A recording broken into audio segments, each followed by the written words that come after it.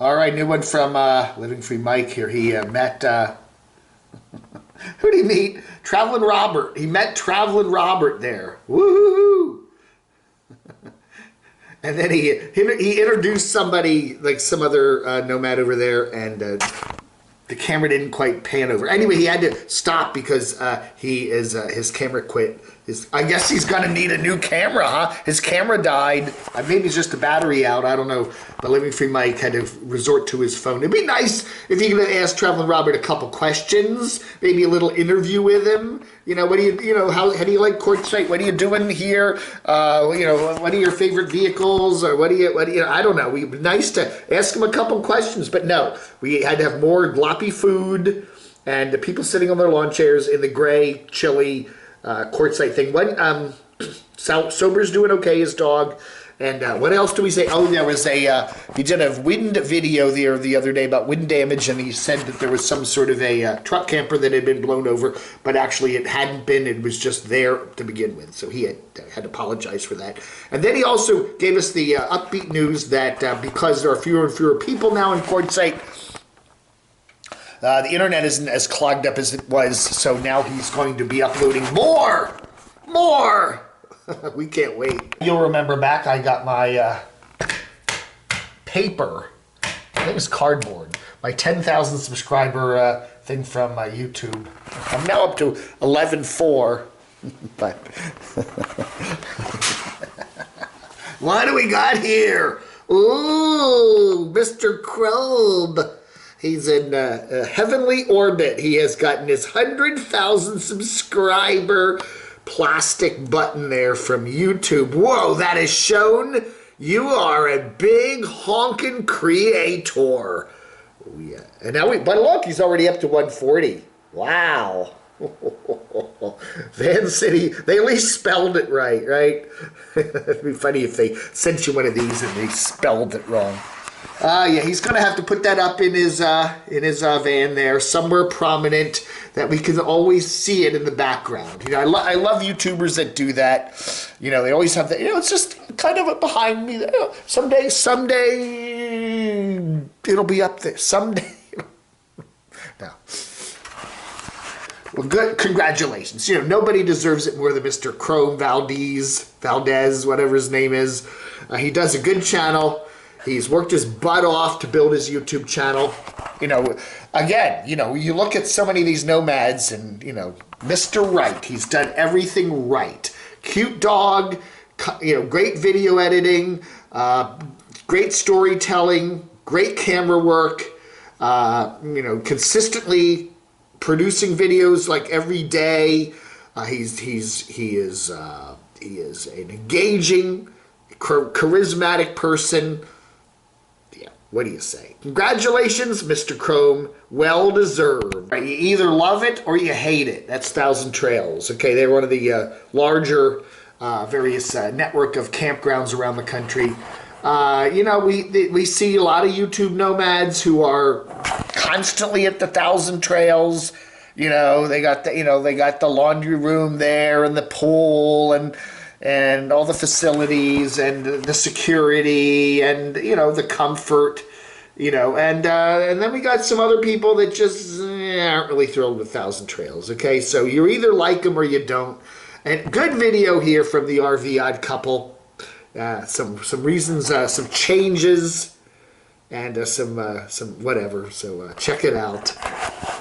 Yeah. You know, life has changed, and Thousand Trails has changed too. Well, you're not a YouTube nomad. This is a kind of rite of passage of a YouTube nomad. And Samantha R. Olmstead, the former flight attendant who is now a van dweller on a permanent basis, more or less. You know, you're not in the club until you get that knock on the door from the law. Excuse me, ma'am. You're not allowed to park here overnight. They were nice, and they said, okay, tonight's okay, but skedaddle by the morning. So she's in Florida now and headed down to Miami. So, yeah, I don't know. It's a rite of passage. I think that's Jaylene and Samantha there. They're kind of camping together, and they're in Florida. And they had to pull in there because Samantha's steering was acting up, and there's some issue with that. So she needs to get that checked out.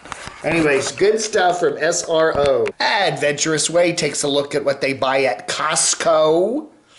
Yeah, a lot of, Walmart, Costco, Target. Those are where you go to shop when you're a nomad, right? Carry On Vagabond, cooking. They're in Florida. A lot of people are in Florida now. Looks like Florida was the best move this year. A lot of people in the wintertime, they come down and they go, let's see, should we do Arizona or Florida? Sometimes Arizona's better than Florida. Arizona will be hot and dry, and Florida will be wet and cold. This year, your better bet was Florida. It's been chilly there a little bit, but not nearly as kind of miserable as at least southwestern Arizona with all of that wind and chilliness and snow. Williams, Arizona here. This is, what is this channel called? It is Live Storms Media. This is I-40. Now, I-40 goes all the way across the country. In fact, it runs right through beautiful Morganton, North Carolina. So if you're in Williams, Arizona, where Aja's campground is, the Aja Acres is, now they're not there right now because they're down in southern Arizona. They didn't want to be in this big snowstorm. But this is I-40, goes all the way across the country, goes into northern Arizona. Pretty nasty weather, huh? Oh, yeah. Kingman, Flagstaff, whole chunk of northern Arizona got dumped on, and the remnants of this kind of skedaddled through, I've used that word a lot today, skeetered through Phoenix, and they got a little bit of snow down there, but a lot of wind and yucky weather and clouds, and anyway. So you were right. If you picked Florida in 2021, you made the right decision. Yes, that was the best choice. But you never know, next year maybe Arizona will beat out Florida. Who knows? Good channel I was just checking out the other day. Two expats in Mexico. A lot of interesting videos here, talkie videos about if you want to, say, go down to Mexico and either be a tourist for a long term or permanently. Interesting. We don't see enough Americans and Canadians in Mexico these days. Maybe it's the pandemic or whatever, but interesting video here. Can you live on just your Social Security payments in Mexico? Can you get your Social Security payments sent to you in Mexico? What are the rules for living in Mexico? There's something where it's like a constant tourist visa thing where you can stay there for 180 days, then you have to come back and go back and come back and go back. Every 180 days you have to leave and come back.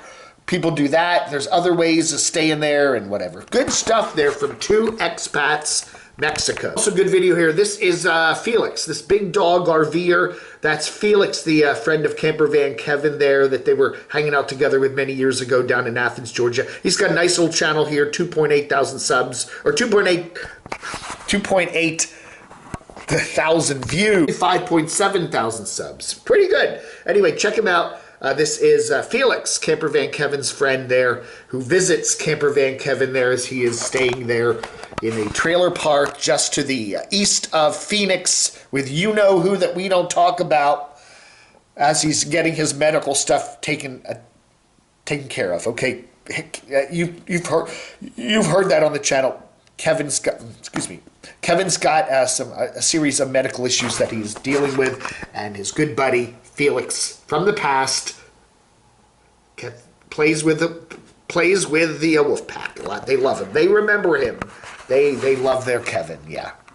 No, and they also love their Felix too. Yes. Big Dog RVer. A couple of comments here about Dave 2D. Apparently he is he's kind of down in the dumps because of the election. He was a big supporter of the guy who lost, and he's still down in the dumps. It's been at least 2.5 months now since, who lost the election, and he's still a bit down. I've been voting in many presidential elections in my lifetime. I voted in every presidential election, by the way, since 1976. So that's 1, 2, 3, 4, 5, 6, 7, 8 or 9, I don't know, something like that.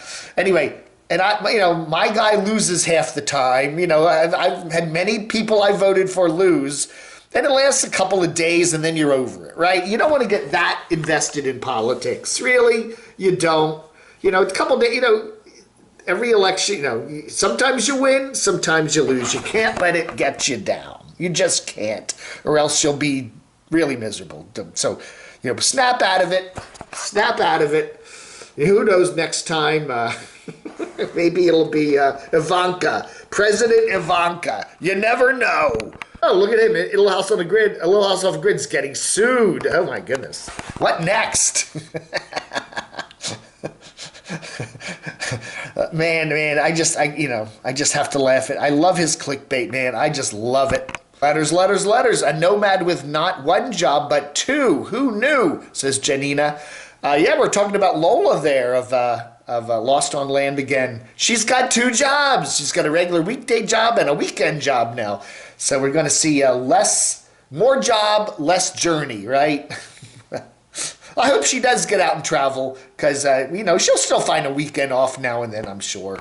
Scott Michael says, putting all your problems out there on YouTube is usually just something that the smaller channels do. Most of the larger channels, over 300,000 subs, rarely if ever air their dirty laundry. They also typically don't make rant videos about negative comments and then calling out all the haters.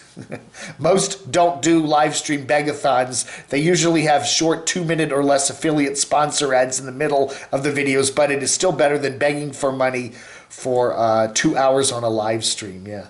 Yeah, they find out different ways to make money, and we do know a number of YouTubers that as they get bigger, they realize don't deal with that small stuff. That you're going to have critics, haters, you learn. You kind of, you got to, if you're going to be that big of a YouTuber, you just can't let all that crap get you down. And I do think so. And it's interesting because we see people like Adam the Woo, who's grown his channels tremendously over the last few years, doesn't do any live streams at all, although he had been for a while there.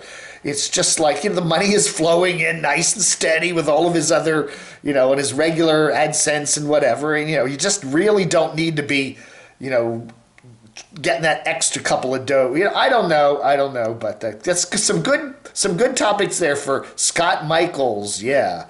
Cutlass Red says the problem is once a small channel gets a few subs, they use YouTube as a crying outlet. I unsubbed Adventure Van, whatever, some channel here. We'll skip the name of it. You can guess what it is.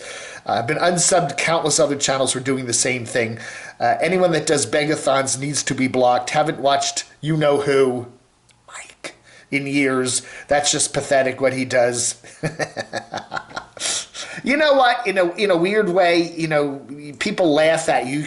You can go so much in one direction, and people kind of laugh at it, and it's almost seen as parody. I don't know. It is funny. The way Mike handles the super chats is, it's like, these trolls are criticizing me for doing this, so now you need to tell the trolls where to go. It's probably a pretty smart way of, raking in a few extra bucks, right? Cindy says, I just love all the speculating on people's YouTube's incomes and their jobs and lack of it. It's like everyone here is a magical bank account reader. How do y'all know all these personal things about Nomad? Social Blade is widely inaccurate. Again, there is that Social Blade app you can put on your Chrome browser and you can see allegedly what some YouTubers are making. What Social Blade does is it looks primarily at your number of views, average daily views and stuff, and then it makes guesses. It doesn't know, whether you're really monetized or not. You can have a totally unmonetized channel and it's guessing you're making $30 a month or something, And the other thing that Social Blade doesn't know is whether your videos have been monetized. If you're talking about a lot of controversial topics, whether it's from politics to certain social stuff, they're going to demonetize or not monetize you to the full amount on YouTube, and Social Blade has no idea about that. Certain topics you talk about, COPS, WAR, DRUGS, GUNS, they're not not going to monetize you, and yet you get a lot of views, and Social Blade thinks you're making a lot of money, and you're not necessarily. Lev says, Dave, my crew and us was watching you this morning. You're getting to look pretty chunky. What have you been eating? Everything? We named you Shamu Dave.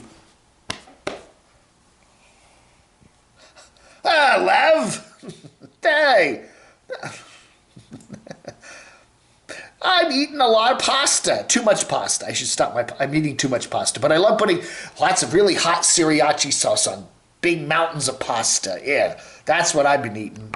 We're trying to guess how many people make. How much do YouTubers make when they get 1 million views?